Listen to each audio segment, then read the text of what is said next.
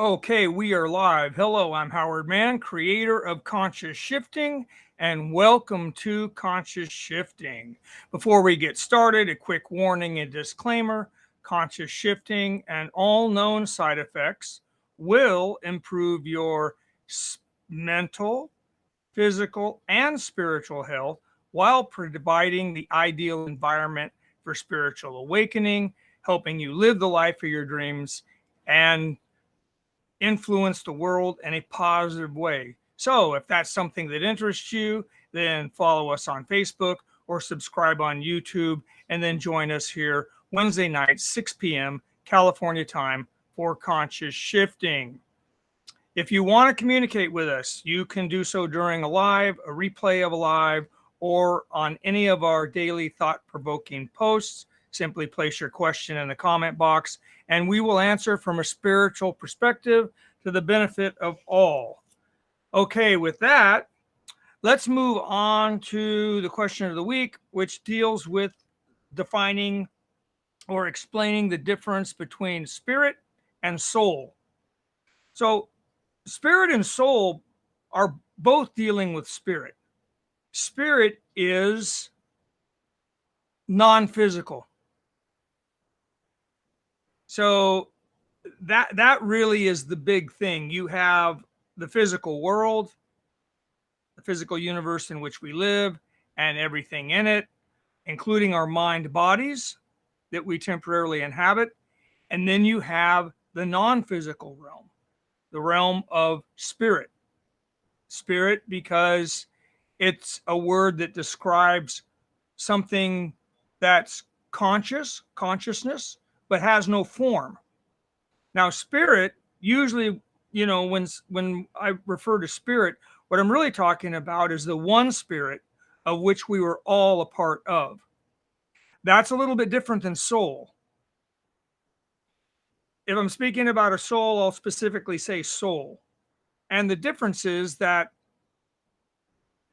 what I like to use as an explanation is the sun. The sun is this massive ball of light, and projecting out in all directions, emanating from this one source of light, are all these individual rays of light. They're still connected to the sun. They're still part of the sun. In fact, all of them together make up the sun. And yet they're somewhat individualized. So a soul is to spirit what a ray of light is to the sun. So I hope that helps. All right, let's go ahead and get started. Everybody take a deep breath way down to just below the belly button, and then exhale all tension. And another big deep breath. And again, exhale all tension, stress, troublesome thoughts, and disease. One more time, big deep breath. And exhale all tension. Okay, so tonight's topic is why science will always fail to explain higher consciousness. Would it surprise you to find out that very few people understand higher consciousness? And if you're like most people, you probably think higher consciousness has something to do with being awake or, rather than asleep.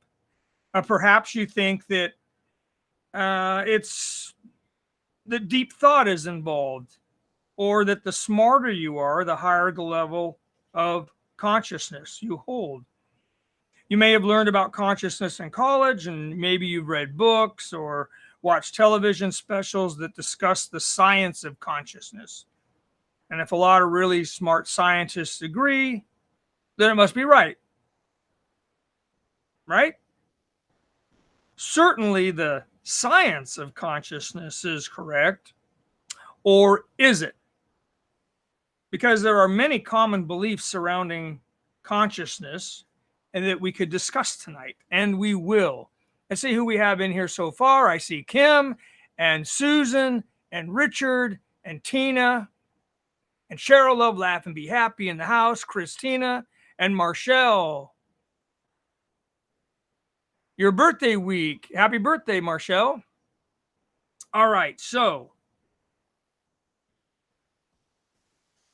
science generally describes consciousness as a state of being awake and aware of one's surrounding. Normally, they include a sense of self as separate from surroundings in this. And some science considers higher conscious to be an elevated state of awareness. This can be from either expanded mental activity or an excited biological system due to physical activity, or brought on by a sense of danger. And then still some science attempts to explain higher consciousness as higher intelligence. This science deals with the idea that species with a larger brain size relative to body mass and more complex neural connections are capable of higher consciousness. Hi, Bonnie. So in those explanations, do you notice anything? Is there anything about the scientific explanation that stands out? Because there is a common thread. All scientific explanations deal with the physical world. And this is to be expected. I mean, the scientific method is basically to take physical things apart and analyze them to see how they work. The thing is that it's as if matter is all that matters and that nothing else exists.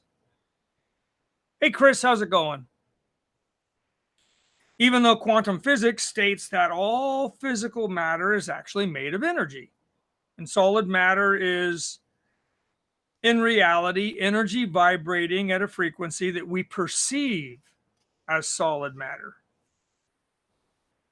But what physical reality really is energy behaving as physical matter. Physical reality actually exists within a much larger non-physical reality. We live in an energy universe, in other words. And although we use energy every day for all kinds of stuff, this larger non-physical reality is otherwise ignored.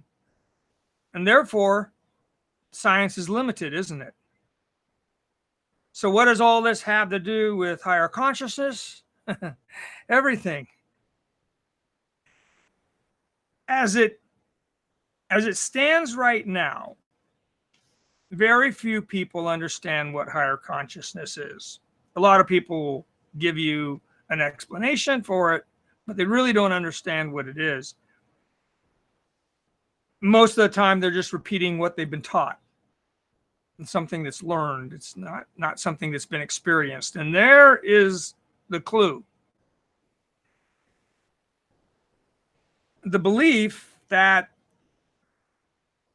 if you're not sleeping, then you're conscious is true, but it's far from higher consciousness. And being aware is, or being more aware, I should say, is not really, or not necessarily higher consciousness either. You can have an elevated state of awareness, not necessarily higher consciousness. As for the idea that the more intelligent you are, the higher your level of consciousness, well, being smart increases your capacity to think, not your level of consciousness. They're not the same thing. There are many extremely intelligent people in, government. And I don't need to say any more about that, do I? So scientists attempt to understand higher consciousness. They want to unleash the full potential of mind. And while they do unlock the secrets of the brain, they operate from the same basic beliefs about consciousness. We live in a society that teaches us these beliefs from a very young age. Our day-to-day reality is basically society reaffirming these beliefs. So it's not surprising that this is the status quo. However, belief in these misperceptions is the very thing holding you back from higher consciousness. Basically creates spiritual blocks. Normal states of consciousness relate to the physical, the mind body. And higher states of consciousness, if you really think about it, you might figure out higher states of consciousness are above normal states of consciousness, beyond physical awareness. So that's why you can be more aware, but not necessarily in a state of higher consciousness. Super consciousness is really what I want to focus on. Hi, Melissa. And that's beyond the mind body altogether. It's beyond thoughts and emotions. And that's where we draw a huge distinction. It really separates things then, doesn't it? Puts things in perspective. Because what we're talking about here is non-physical spiritual reality. You cannot understand and explain spiritual consciousness while holding non-spiritual beliefs. Higher consciousness, in other words, begins with being open to the idea that there could be, in fact, higher consciousness. So you don't know what you don't know. But then, denial of the truth doesn't really change anything. If anything, it only creates delusion. So in order for higher consciousness to emerge, we have to first be open to the possibility that higher consciousness can exist. You get that? In other words, anything that you deny, you've basically created a block to experiencing. You won't entertain those ideas. You won't be open to the experiences. You'll knee-jerk reaction, make other excuses or, anything but that. You just deny it. It can't be that because that doesn't exist. So you see how that would block you from ever experiencing it. You have to at least be open to the possibility. It doesn't mean be gullible or live, a rich fantasy life or anything like that. It just means open to the possibility. So cutting edge science, this is kind of funny though, because cutting edge science is aware that this universe and everything in it is no random accident.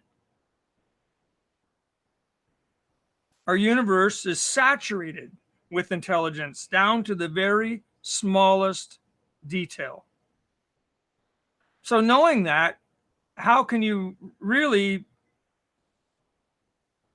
be anything but open to the possibility that there may be a realm of some other kind, perhaps a spiritual realm, perhaps a spiritual realm, again, meaning a realm of non-form. I mean, this is what gets kind of weird about it. It shows you how subconsciously people can operate from these programs that have been embedded into their subconscious. Even when they're looking at something that they know is contrary to their beliefs, they will still hold on to those beliefs. Quantum physics, for example, already states there is a non-physical realm. Well, okay, so non-physical realm, what would you call consciousness that is not physical? There's no form to it. There's no body. There's no It's just this thing. It's intelligence. It's conscious of itself. There's no time or space involved. It just exists. It's eternal. Remember, non-physical realm. I mean, if there's no physical matter, there can't be time and there can't be space. So all you're talking about is something that exists everywhere at all times and always has and always will. Well, that's why I call it spirit, because I can't think of a word that really infers all of that. Maybe God consciousness. You want to go there? And quantum physics is the one saying that this realm exists. They don't call it spirit. They don't call it God consciousness. And they deny that, for the most part, that there's any godiness or spirit to it. And yet they say it's a non-physical realm, which, again, by definition, no physical matter, no time, no space. So there's just this consciousness that exists, the spirit, right?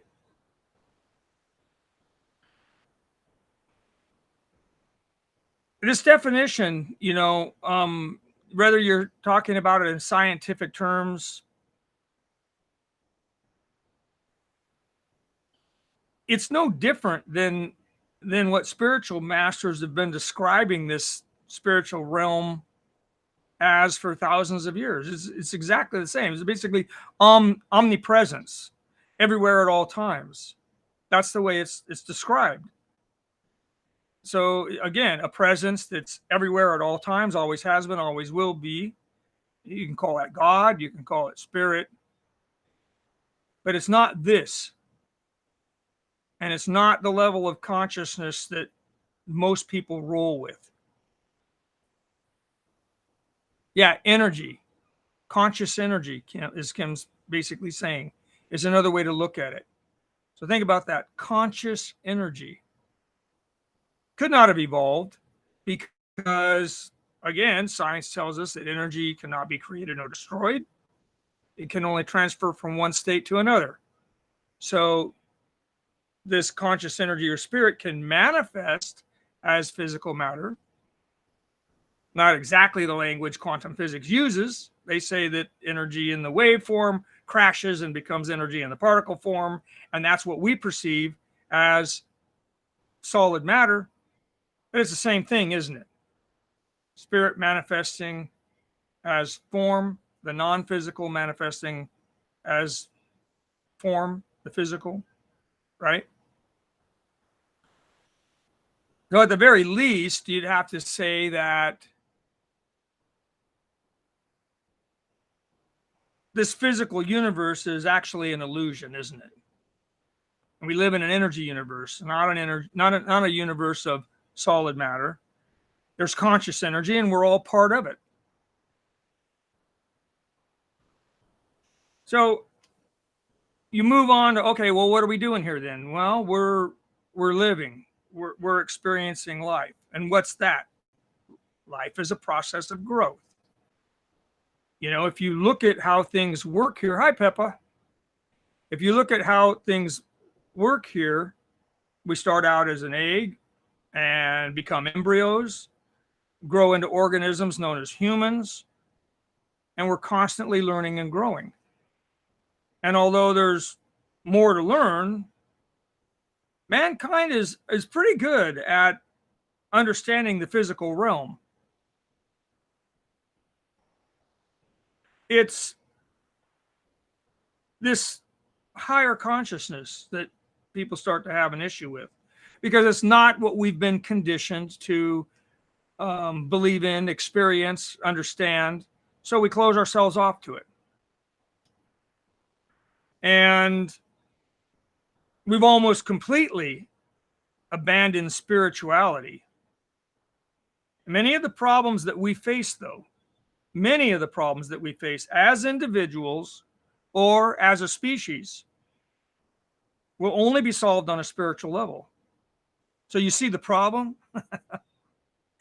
If the problems are only going to be solved on a spiritual level, and you don't evolve spiritually, you don't rise in consciousness and into some level of spiritual consciousness, and you don't stand a chance of solving those problems. You're just going to keep running like hamsters on a wheel, the same reality over and over and over and over. Nothing changes because you don't break out of that level of consciousness.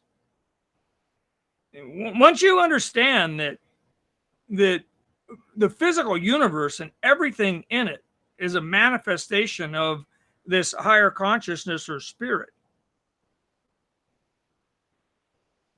but that as we descended into matter, we basically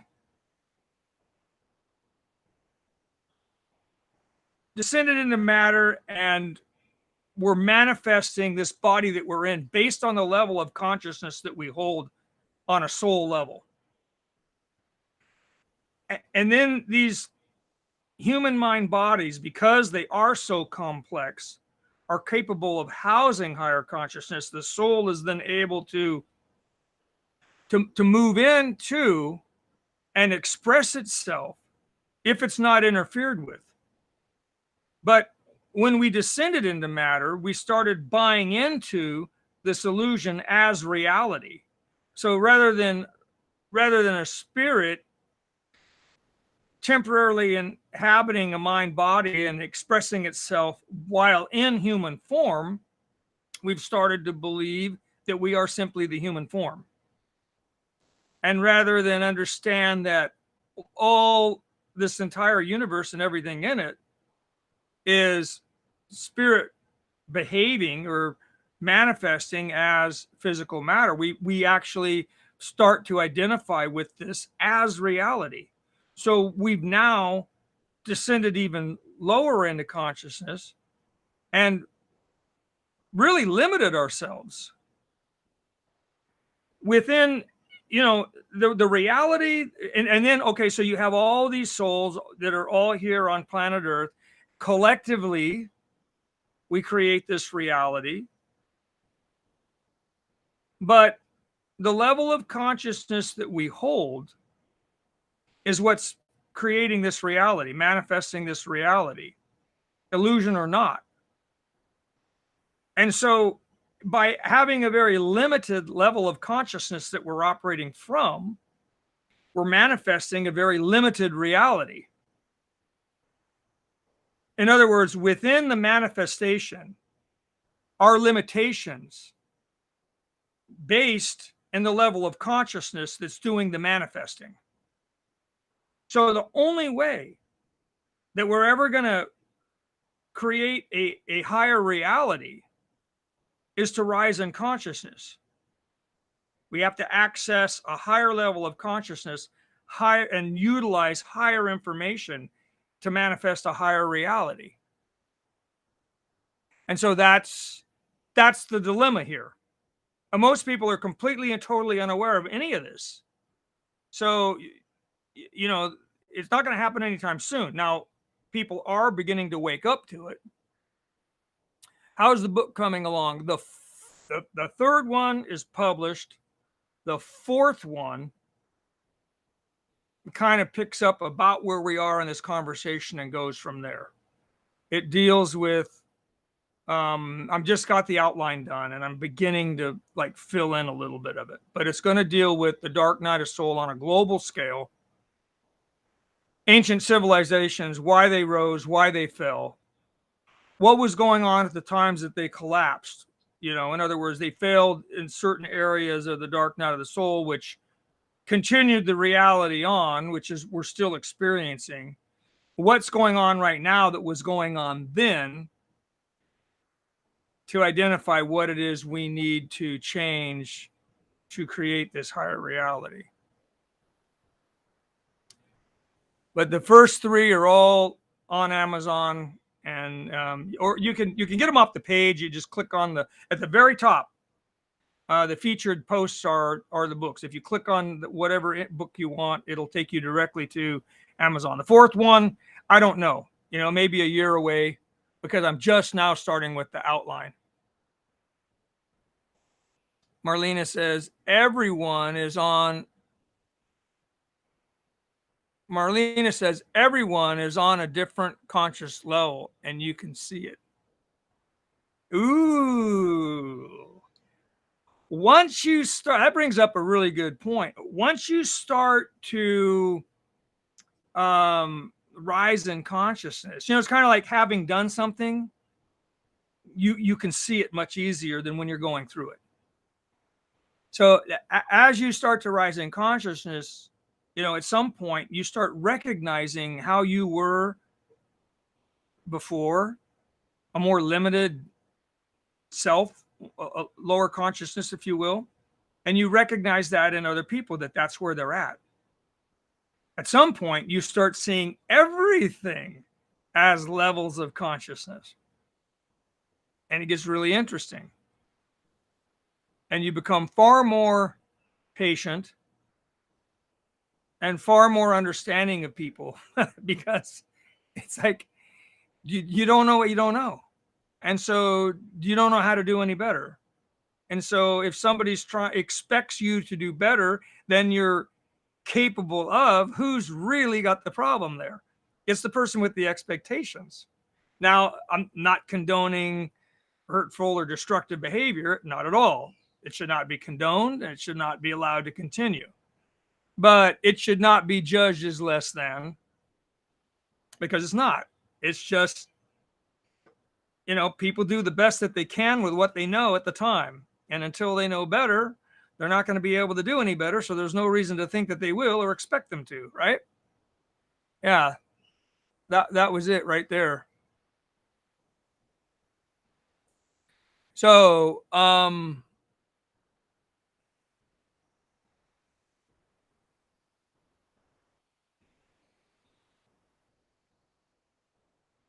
any questions? Go ahead and feel free to put them in the comment box. That's what we do here. So,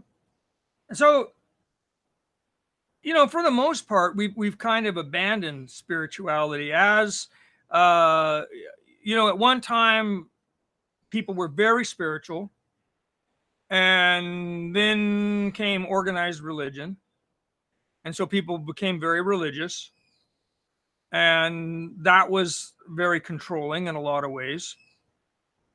Then we had the scientific revolution, where we kind of broke free from that mindset that this is just the way it is, and we became free in the sense that we were able to ask questions and observe and do experiments and realize higher truths and realize where we had misperceived the physical world. But then we became too focused on thinking and analysis. It's fine for explaining the physical world, nothing wrong with it. In fact, it's necessary, but it is limited. And so now what I think you're going to see as we move forward is a merging of science and religion and a rise in spirituality. That's really what the awakening is going to be about, where we start leaving, strict science for a long time said that there was no God. Religion at least talked about, a higher order of things. Both being limited, the religion had its rules and rituals, and it was very set in its ways. Don't step out of line here. Or you're going to hell. This is just the way it is. It's the word of God. Can't argue with it. And each religion, basically looked at everybody else like they were going to hell. Well, science kind of looked at everybody as you're all nuts. We deal in fact, but there's much more than that. There's this whole other realm, this non-physical realm. There's no matter, there's no facts, there's no science, there's no religion. And you have to cross over into spirituality for that. You have to free yourself to experience something of a higher order, and then there's no question about what it is because you've experienced it. In other words, if I was you're quite welcome.